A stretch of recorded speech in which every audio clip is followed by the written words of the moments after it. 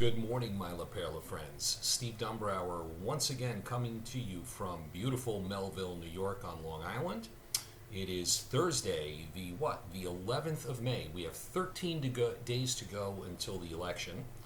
And wanted to reach out to you this afternoon for a couple of reasons. First, and I think foremost, myself and the entire La Perla First Slate would like to thank each and every owner that has reached out to us over the past couple of weeks, has taken us up on that offer of reaching out to us directly to ask questions, get our ideas, get our views, etc. on all of the important issues that the board or the next La Perla board will need to deal with in order to bring our building up to the standards that we all know it can be. So thank you. It has absolutely been a privilege for myself and others on the slate to get an opportunity to meet so many neighbors, at least over the phone, and I think I can speak not just for myself but the rest of the slate when I say that we all really look forward to meeting all of you in person also. So thank you so much for reaching out, and we encourage you to continue to do so. Over the past day or two, it seems like the campaigning has picked up again. Not so much on the La Perla First side of the equation, but we've seen a lot of information being passed around by the other slate over the past couple of days, filled with falsities once again. And we don't really want to be in the business of sort of this he said, she said for the next 13 days, because we don't really feel that that accomplishes anything. But we do feel it's important to point certain things out when we feel that those things are very, very important between now and Election Day. One of these topics that the other slate has been talking about is the current management company, FSR. And they are basically passing around information, or for lack of a better word, perhaps accusing our slate of wanting to fire FSR on day one if we were to be elected as your board. And I am here to tell you that that's an absolute falsity. They've also said that Sammy and Boris, the current treasurer and president of the board, never wanted to hire FSR and were against a management company, period. And I'm here to say that's also false. Sammy and Boris and the rest of us were never against a management company. We were against a management company at this point in time for La Perla due to not just financial reasons, but also some very important projects that are critical to the building that need to be taken care of first. So again, it wasn't never a management company. It was now is not a good time, especially the way that we did it, in terms of it virtually being forced down everybody's throat by the current majority. So I wanted to clarify that. As far as the notion that the La Perla First Slate would fire FSR on day one, as I said, that's completely false. Our view currently is that FSR was hired as our management company. They are in the building, it's budgeted for, and our plan is to work with FSR, not just for the better of our building, but to also evaluate FSR on a regular basis and to make sure that the owners of La Perla are getting the value out of what FSR brings to the table for the $26,000 a month that we are all spending on FSR. So that's our plan with FSR. Another topic I wanted to bring up is this notion that thanks to FSR, they've already brought money to the table for La Perla in terms of moving around our cash balances in local banks to attain for us 85 or 86 or whatever the number was, maybe $87,000 in additional interest income that under the old board and under Boris the treasurer and under the finance committee, of which I'm a part of, wasn't happening. So I know Boris has already addressed this, but let me be very clear. The finance committee has been talking about this issue for the better part of a year. I'm a financial advisor. My organization manages over $200 million for about 350 families.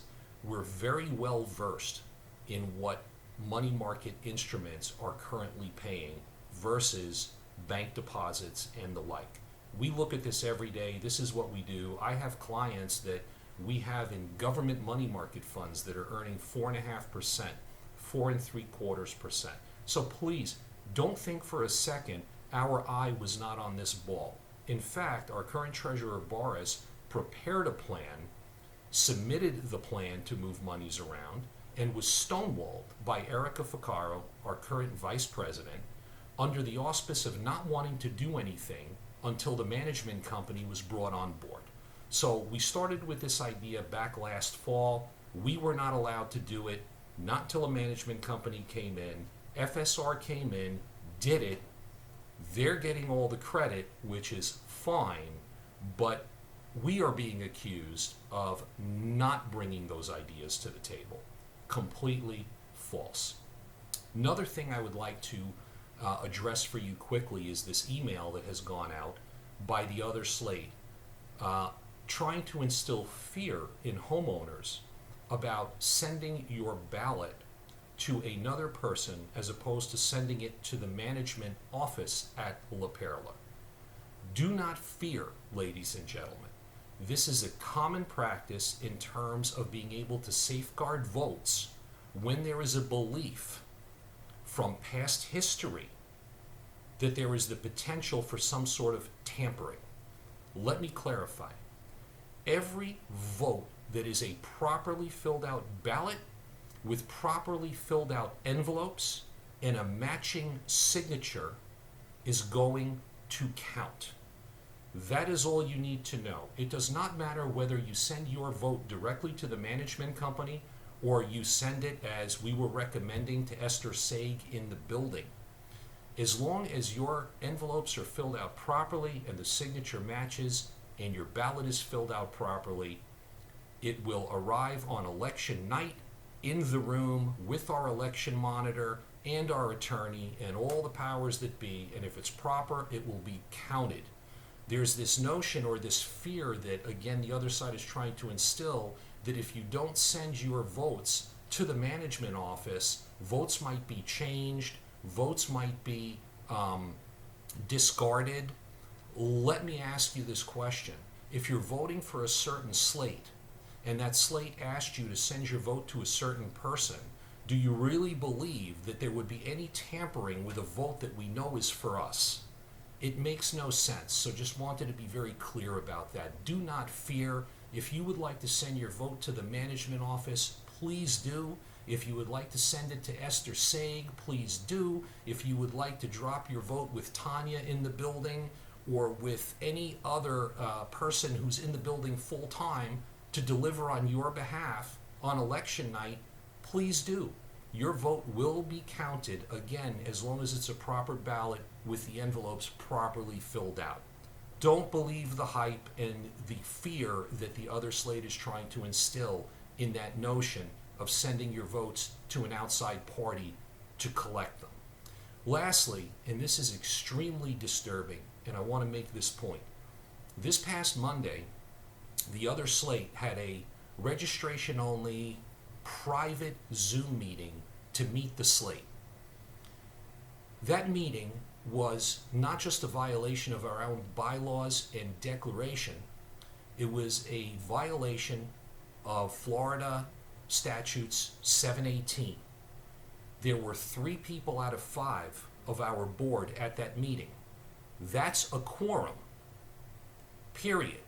What that means is that their private Zoom meeting was actually an official board meeting because there was a quorum of the board there. That meeting should have been, by law, posted 48 hours before in conspicuous areas around the building. It should have been open to the entire ownership, and there should have been an agenda for it. This is very important, and I said very disturbing, because we have an attorney on that slate, an officer of the court who should know better, and we have Erica Ficcaro, who has served more than a decade on La Perla boards and should also know better.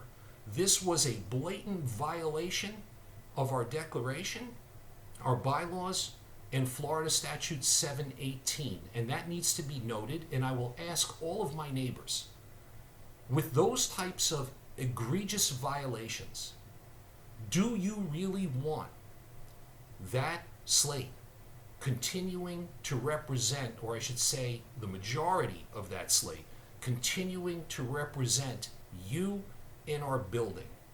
I say not. Lastly, I will finish where I started. We sincerely appreciate all of the phone calls that we have been getting. It is very overwhelming, I know, for a lot of you. I've spoken to people that have been in the building since day one but have never really paid attention and are seeing a lot of this for the first time.